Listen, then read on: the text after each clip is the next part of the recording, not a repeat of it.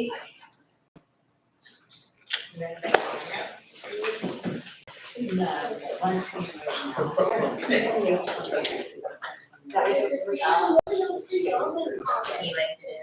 one's somewhere tomorrow. So, Okay, let's go. I would like to call the, what is that? Oh, sorry. December 17, 2024, regular Board of Education meeting to order at 7 p.m. Roll call, please. Gwen Bialik, David Costa. Here. Stephanie Howell. here. Jen Rogolick, Steve Sebastian, Kashali Shaw. Here. Josie Shattuck. Here. Quorum present. Pledge of allegiance, please.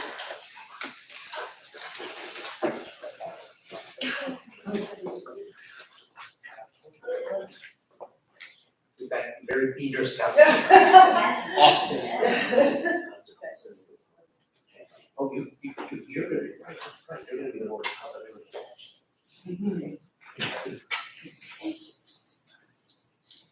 Audience, please rise.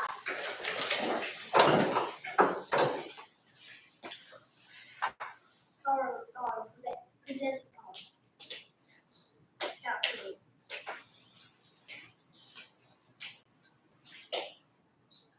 also columns. Please join me in the pledge of allegiance. I pledge allegiance to the flag of the United States of America and to the republic for which it stands, one nation, under God, indivisible, with liberty and justice for all.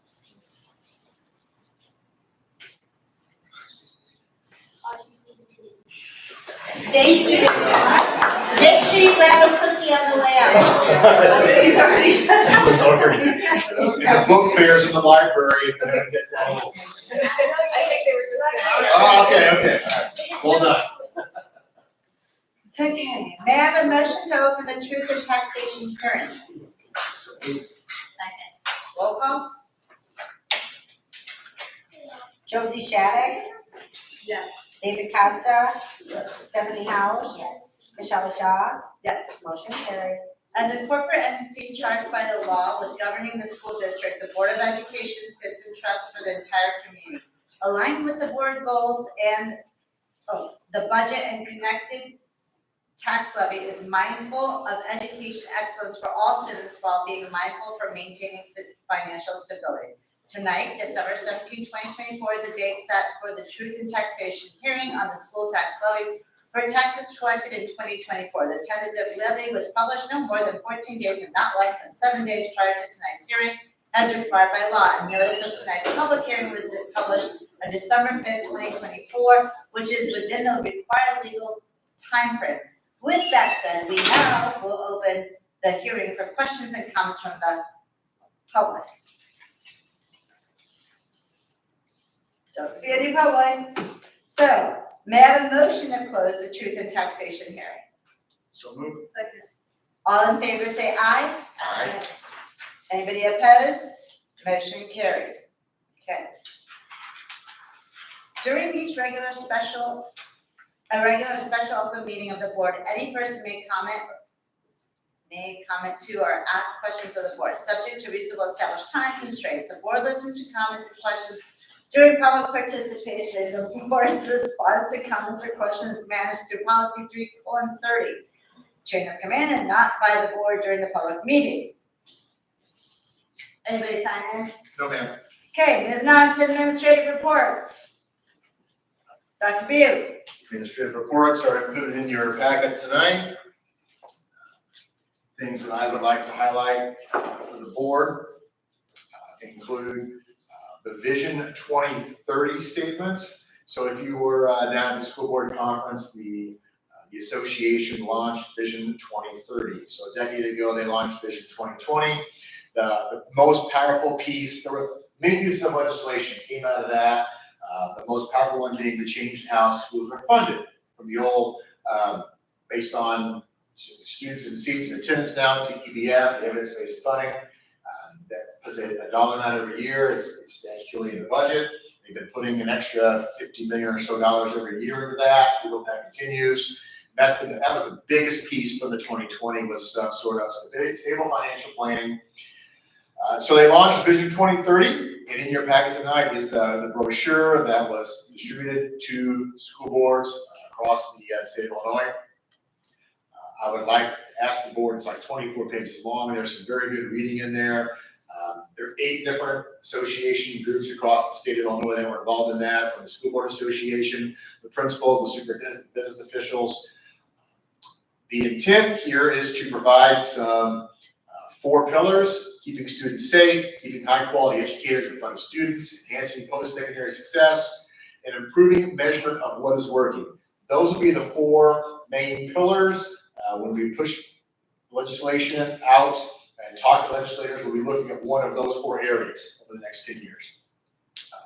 Specifics, I can't go into specifics tonight. I don't have anything for you tonight. That's just the vision for it. We'll ask they were asking the school boards then pass a resolution to support Vision 2030. I believe in 10 years ago, we did 98% of the school boards across the state passed a resolution supporting Vision 2020. We'll have that on the agenda for January for the board to pass a resolution supporting Vision 2030.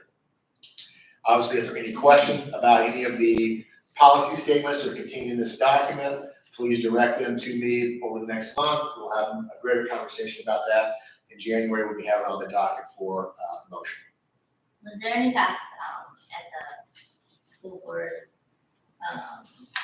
Chicago meetings about moving forward in the next president is elected or put into office about anything changing there with regards to education?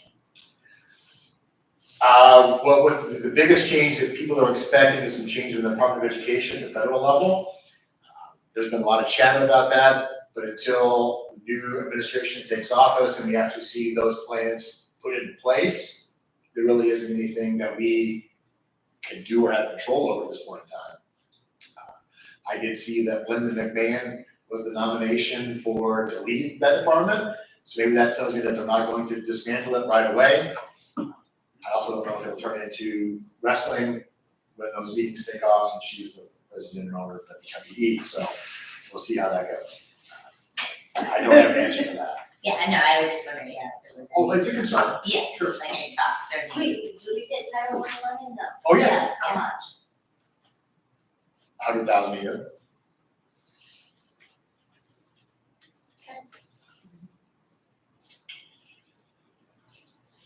Construction tracking, there were a few miscellaneous payments that were made in the past month. The next month, I believe, will be the final payout of all of the final pay that the sign was installed on Valley View. That's good, yeah. That looks really good. That was really the last piece of the punch list items to be installed. So there'll be the run out of all those bills associated with that, should be next month. What about the one out here? The sign on 176 was part of the demo with the parking lot renovation that we didn't go to bid for, because we don't have a permit from IDOT yet. So it's Okay, actually, probably, yeah. yeah, it's out there kind of quasi the right of way-ish on what IDOT wants to be their right of way, so we have not yet taken it down. But we will. Even if we don't do the parking lot project, that'll come down this coming summer. So it shows here like 778,000 remaining. So is that how, like, will remain after everything is paid, or is that? So you're looking at the trade contractors, the 414,000. That's the end of the actual bills and things of that nature that will have coming in left to still pay from the, we hold back money every time the bills come in every month. So we do a 10% retainage just to make sure there's money left on the table for them to finish the project, to do all the punch lists. We started paying out that down to 5%, and that's the remaining part of that. The contingency in there is 172,000 in the yellow. That should be untouched. That's going to come back to us. And there are a few CMB bills that are still coming off the table, and the others are allowances. So the The only thing that we have left, I believe, in the green, the consultants would be one more architectural payment of approximately $6,000. And The remaining stormwater, is to pay out $770,000. that includes all the contingencies. We will not be paying out all the contingencies because that's our money that we put in the budget that we would pay if we needed to make changes. So the $172,000 is the contingencies. That's what's left in contingency, yes. We started with 355, it's down to 172. Correct. So we didn't overspend. No, we did not, we're under budget. Good job. That community, are we putting anything out there then in replace of that sign, or is it? 176. I'm Just not ours. No, sir. no sign. Well, that's not true. We have what we call wayfinding signs that will go in after the fact. Actually, there's gonna be 3 of them on Valley View and 2 on 176 that illustrate where the parking lots are and how to get into the building for the office. There'll be some Okay, signs so out just there. like general signage. General signs as to how to get to events for junior high ball games, we assign for that, and east on 176 as well as west on 176. We haven't put those up yet because one, it's cold outside and we just received them in the last month. And plus we were waiting to see if our IDOT approval comes through to fix the parking lot and fix the culverts for 176. He puts his door numbers when you send this. That'd be helpful too. So number one, so that's the elementary office goes around the building, and it's at Pillar 31. Okay. I mean, that would be. Just like it always has. Like, Yes. Anything else? No. Okay, then old business. May I have a motion to approve the second reading and adoption of Board Policy Press 117, additions, deletions, and changes? So moved. All in, any questions? All good? There was no change from last month. okay. Okay, so all in favor say aye. Anybody opposed? No. Motion carries. Now, going into the school calendar, may I have a motion to approve the 2025-2026 school calendar? So, Discussion. So based on conversations with the board level last month, we did alter the calendar, moved it back to Teacher Institute starting on August the 18th, students on August the 21st. The last tentative day for students would be May the 28th and into June with the emergency days, June the 4th. Excellent. And then our spring breaks and all line up with high school. Breaks are still the same with all the feeder districts and the high school. The major breaks. later. The individual holidays and other breaks, I can't guarantee that. Okay, any questions? No. Okay, all in favor say aye. Anybody opposed? Motion carries. May I have a motion to approve resolution 2024-13, adopting and directing the filing of the certificate of tax levy for 2024? Second. Discussion. So the board levy is the same as it was last month. The board decided to reduce the levy by 1/2 CPI, and that is reflected in the numbers that you see here. So on new property, it's 1.7, or existing property, 1.7% or 1/2 CPI. On new property, it's estimated at 1.74%. Total 3.44. 3.4 is the max you're gonna get on CPI. There is no balloon attached to that. Yes, you still see currently on the levy, the bonds, but I believe we have an action item later on to abate the bonds. I'm assuming the board will approve that, so there'll be no impact to the taxpayers. What this does for a homeowner whose home value of last year was approximately $300,000, it's an $80 increase instead of a $160 increase.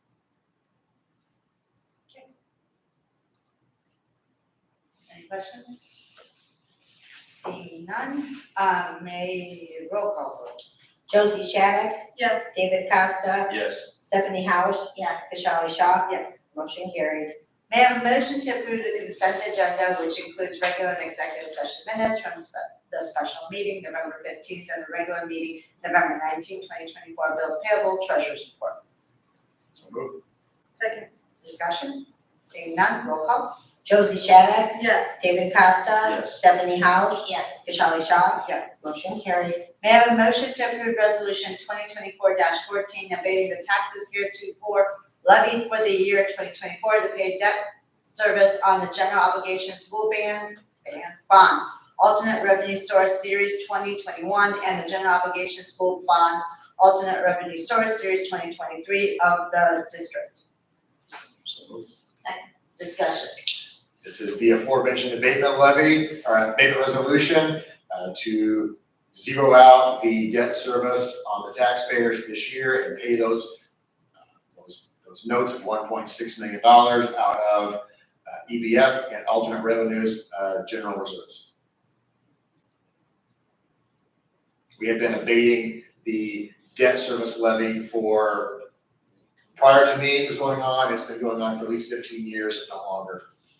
So before it was approximately like $600,000, right, for years? It was based on the bond. Right, It had been more than that, it's been less than that. okay, but now we're doing, Now you have two notes to abate, so it's 1.6 million. and Do then, that for the next 20 years. Ish, 22 years, I believe. excellent. Any questions? Roll call vote. Josie Shattuck, Yes. David Costa, Yes. Stephanie House, Yes. Kashali Shaw. Yes. Motion carried. May I have a motion to approve the cardiac emergency response plan? So moved. Second. Discussion? So, new law that goes into effect on January 1st requires all districts to have and distribute a emergency protocol plan for using AEDs and CPR. The law indicates that it has to be distributed to all teachers, to administrators, support staff, other groups like the basketball team that came in tonight to use the gym. So this is the document based on American Heart Association's recommendation. We've taken it, we've modified it for our building, for where the AEDs are. We've identified some shortfalls. We're gonna actually add 2 AEDs around the building that are currently mounted right now. We have a couple of the mobile ones in some areas, like in the new pods. We don't have any AEDs there. It'd be quite the walk if someone had to go down and track them down, so we're gonna put some new ones in. Those take a while to get, so we're using the temporary, the mobile ones right now. But this will go into effect January the 1st. We have a number of people that have been trained. We offer CPR classes every year. We do refresher courses and new courses every year, and I believe we have close to 25 or 30 staff. That's what I was wondering, Now- do they just have to sign up for that? Yeah, it's free. It's not required. No, not required. Like every bus driver goes, every coach goes, the folks that help supervise in the cafeterias, the outside folks, they've all been trained on CPR and the Heimlich maneuver. They know where the AEDs are located in the cafeterias in those areas. So we do think we have them adequately, currently enough people, but you never have, we'd love to have everybody trained. Yeah. Just can only do so many at a time, and it does. We do them over the summertime, and that's not everyone wants to work sometimes in the summer, but that's when we typically do. That's what I was gonna ask, is it just the summertime, or is there any time during the school year? We've done, because it takes, 3 hours, you would require a sub to do it during the day. We currently have been using the Nutton Fire Department in their firehouse. They've been the trainers. Yeah. We go down there, use their facilities. They've trained people doing that. They have the dummies, so to speak. I've done it. It's been a good course. So they're great to us. Okay. Is there a grant to get those AEDs, or you just pay? No, we'll be paying for this. Roll call vote, please. David Costa, Yes. Stephanie House, Yes. Josie Shattuck, Yes. Kashali Shaw. Yes. Motion carried.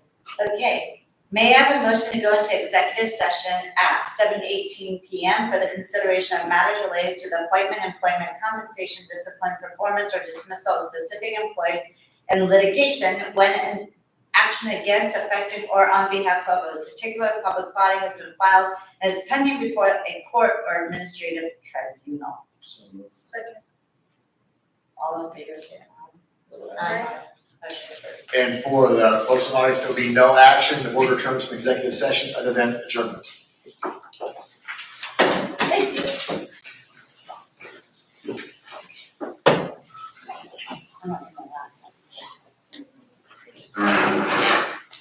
you. Yeah, he's got something. Oh, you come.